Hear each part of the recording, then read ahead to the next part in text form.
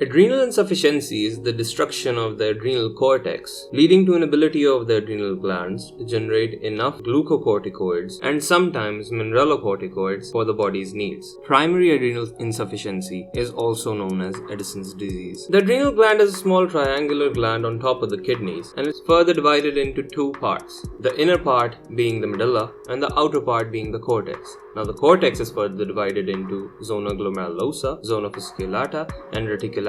The glomerulosa produces aldosterone, fasciculata produces cortisol, and the reticularis produces androgens. So what happens is that the hypothalamus produces corticotropin releasing factor, which stimulates the pituitary gland that further produces adrenocorticotropic hormone that stimulates the adrenal glands to produce cortisol and the desired effects. This causes a feedback mechanism, further stopping the stimulation of the pituitary and the hypothalamus. And all of this is the hypothalamus pituitary adrenal axis, or the HPA axis. As for the function of all the three hormones, aldosterone acts on the nephrons to increase the body's sodium, decrease the potassium, and the body's hydrogen ions. The cortisol is responsible for gluconeogenesis, amino acid mobilization from the muscles, fatty acid mobilization, and decreases inflammation, so basically associated with the liver. The androgens, being the sex hormones, are associated with testosterone, growth, hair distribution on the body, and libido. So what causes Addison's disease? And an easy mnemonic to remember is Addison's, it being autoimmune destruction either through Waterhouse-Friderichsen syndrome or antiphospholipid syndrome, which both cause hemorrhage in the adrenal glands. Similarly, drugs like anticoagulants also cause this. Infections like TB, cytomegalovirus, and AIDS. Sarcoidosis, which is aggregation of granulomas in the body. Overload of iron, also known as hemochromatosis. Cancer, like for example Mets from lungs. And quite commonly, surgical manipulation of the kidneys leads to adrenal damage. An easy way to remember the clinical presentation is the opposite of all the hormonal functions we just listed. So the patient will have decreased sodium and increased potassium, and wherever the sodium goes, the water follows. So this will lead to hypovolemia, hypotension, and further aggravating into circulatory shock and metabolic acidosis. The lack of cortisol is mainly responsible for the hypoglycemia and the fatigue, and the decrease in androgens leads to loss of pubic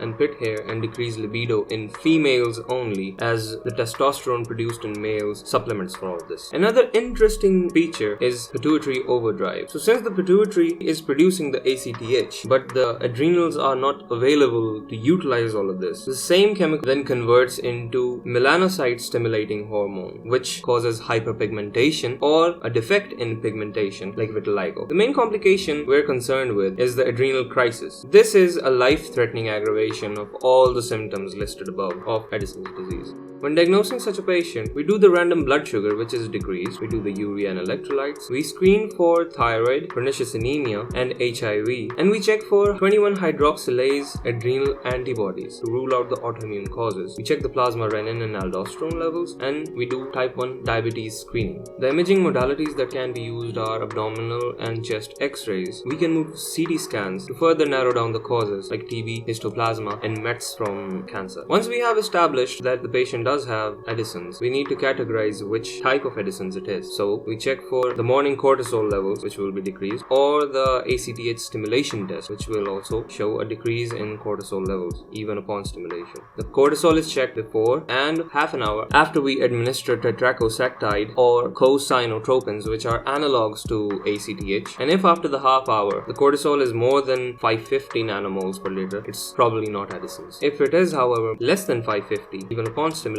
we measure the random serum ACTH levels. If the randoms do come out as low or abnormally normal, even upon stimulation, it's probably second or third degree adrenal insufficiency, meaning that there is a lack of ACTH being produced and not the adrenals that are the problem. If the morning ACTH is more than 300 nanograms per liter, it's probably first degree adrenal insufficiency, meaning the brain is trying to stimulate the adrenal glands, which themselves are defective. The management is fairly simple in that we replace the glucocorticoids by giving oral hydrocortisone at 15 to 20 mg, in which 2/3 are given in the morning and 1/3 later during the day. Then we replace the mineralocorticoids by using 9-alpha fluorohydrocortisone, or fludrocortisone as it's known, at 0.05 to 0.15 mg a day. And in females, we replace the androgens by using dihydroepiandrosterone sulfate at 50 mg a day. What to do in an adrenal crisis?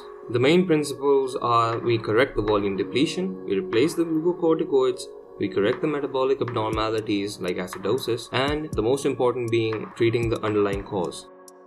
To summarize, the most common presentation will be middle-aged person who is always tired. When the baselines are investigated, the vitals will show the person to be hypotensive, the patient will be hypoglycemic, and the patient will be hyponatremic on urea and electrolytes. We'll follow up with cortisol levels, which will be low. We try the ACTH stimulation test, which will still have a low cortisol. The random ACTH levels are done. If the ACTH is more than normal, it's primary, and if it's less than normal, we categorize this as secondary or tertiary adrenal insufficiency. So we remove and treat the cause.